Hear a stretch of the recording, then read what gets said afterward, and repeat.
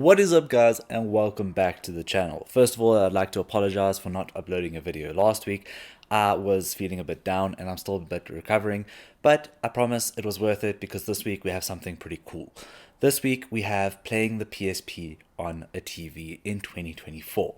Now, for those of you that don't know, PSP 2000 models and 3000 models and even the PSP Go can play games on the TV. All you need to make this work are four things. First of all, PSP, obviously. Second of all, a game, obviously. Third of all, one of these cables.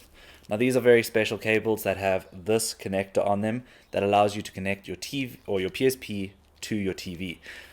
And fourth, you kind of need a TV that has the old AV connections, so the red, white and yellow cables that go into the TV. Now, if you have all of these things, you can hook your PSP up to the TV and play games like that. So in this video, I'm going to be showing you exactly that.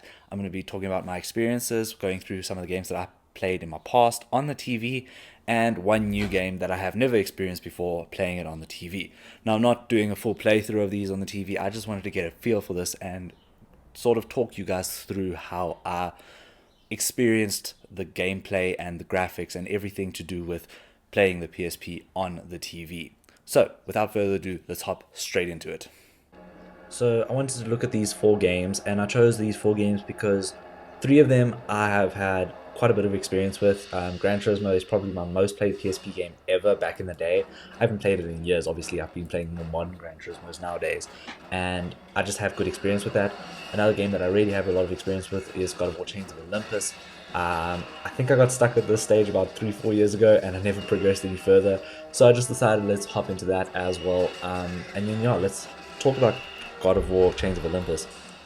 I think it looks really good. I don't think it looks too bad. I do have to apologize for the glare on the screen. I couldn't do much about that. I should have probably recorded this at night, but I wanted some natural light. Anyways, getting off topic, I think it looks really good. I think it looks somewhat comparable with like God of War 1 and God of War 2 on PS2. I don't think it looks all that different from those two games. I think those do look a little bit sharper, especially with how I had to set this up. When you play PSP games on a TV, for some reason the UI of the PSP stays like stretched to the whole TV, and that's perfect. However, when you hop into actual gameplay, you get a much more shrink down little window that you will play in. You'll see that more in the Metal Gear Acid at the end.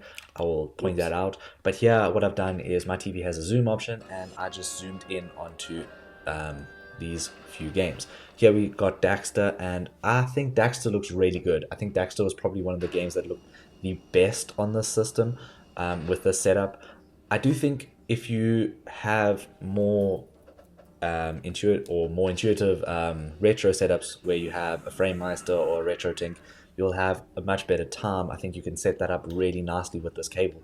But just as it is on my current TV, I think it looks really, really good. I don't think it looks terrible, and I think it's really playable.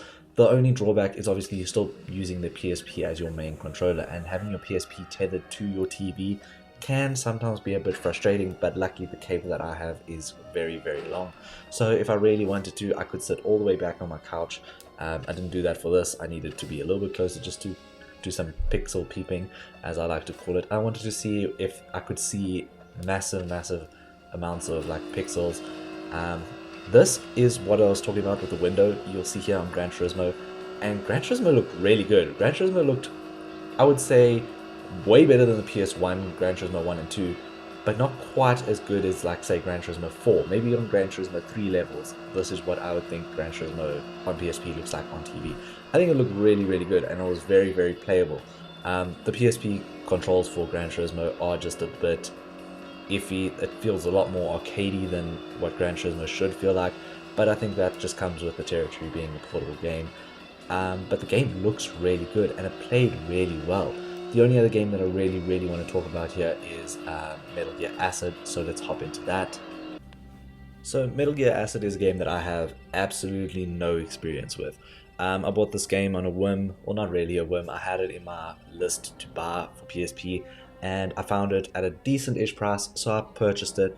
and I wanted to test it in this video because I knew it had a little bit of a unique art style, and that art style really translates really well to the TV off of the PSP. I think it obviously looks perfect on a PSP. I think it's right at home on a PSP with that graphic novel-esque art style, and as you can see, the cutscenes, but it looks really good on the TV as well. And I think it's a game that can make take full advantage of a system like this. I think it looks probably better on the PSP itself, but playing it on the TV and reading all the text was no problem at all. I thought that if we had text on screen, it would go blurry and go distorted, but it didn't. It looked really, really good. It was very readable. It looked sometimes better than I've recently been playing Stardew Valley, and the text on that is really small and I couldn't read it at all. And this is way better than that. So I think the translation from PSP to TV really suits this game in particular. Graphically, I think other games look better. Daxter looks definitely better, and Gran Turismo is by far the best looking game on TV for PSP. But that might be because it has a built-in option for an external display. That might be the advantage there. I haven't checked if any of these other games have this option, or if there are other games within my PSP library that have this option.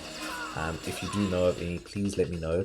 But I think Metal Gear Acid is a game that I will probably prefer playing handheld, but if you really wanted that full screen experience, and I don't think there is another way to do this, maybe on PC with a PBS, that emulation software, I think that's probably the only other way that I could think of doing this, but this is a really good way of playing this game on full screen. I've been rambling on a lot, so let's hop into the outro and my final thoughts on playing PSP on the TV in 2024. Thank you guys so much for watching. In my closing thoughts, I thought I'd just share or reiterate some of the things that I was speaking about. It's not a bad experience playing the PSP on the TV. I think the only limiting agent that I had was the actual PSP itself. The PSP is a fantastic console that has a lot of history and is probably one of Sony's biggest success stories. Even though it obviously never outsold the DS or anything like that, it still competed, which is quite incredible if you think about it, because the DS was just all power and all domineering. Nintendo just owns the handheld market and still do to this day. I'm pretty sure they're the only ones that are actually making console level handhelds still with the Switch, and the Switch is sort of a Switch that plays on is a console that plays on both home setups and obviously on the go. But the PSP really is a triumph in Sony's catalog of amazing consoles. I love the PSP. The PSP is one of my favorite systems of all time, and it's not going to be my favorite handheld that Sony's ever made anymore. I think that is really, really now going towards the PS Vita ever since getting that earlier this year.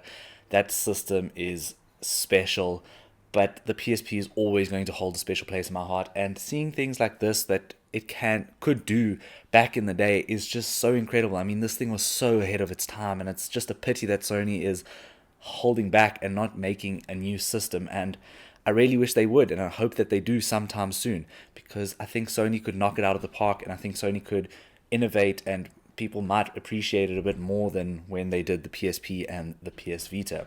But all of that aside, I think playing the PSP on the TV in 2024 is actually a rather good experience, besides the fact that it scales stuff down.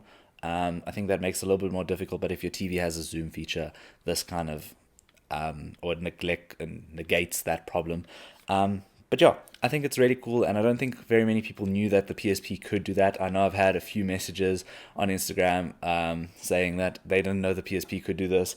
It's not exactly a hidden feature, it's just something that wasn't really talked about enough back in the day, and I hope that this brings some light to it. And I hope that if you have a PSP and a TV and this cable that is capable of doing this, that you give it a go. And let me know what your experience is like when doing that. The only thing that would make it better is if you could play with a DualShock 3. And I know that the PSP Go can do this, but the PSP Go can't use physical games.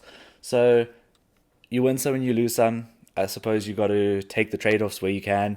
So if you would rather have physical games, you have to use the PSP as your main input device. And if you have digital games, even though I don't think you can buy them anymore, the PSP or the PSP Go is the way to go, because then you can play with a DualShock 3.